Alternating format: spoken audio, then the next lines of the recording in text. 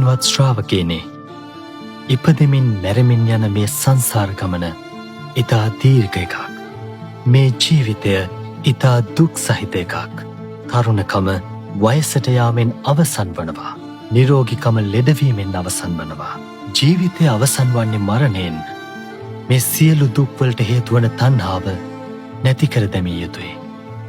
මේ අමා මහ නිවන අවබෝධ කරගන්න ඔබේ සිත මෙහෙයවන්න. ඒ සඳහා වීර්ය කරන්න. සීල සමාධි ප්‍රඥා තුලින් කෙලෙස් පැමි සිඳ දමන්න. එවිට සියලු දෙනාට ඒ සදාකාලික වූ විමුක්ති සුවය ලැබිය හැකි. සසර දුකින් ඔබට අත්මිදිය හැකි.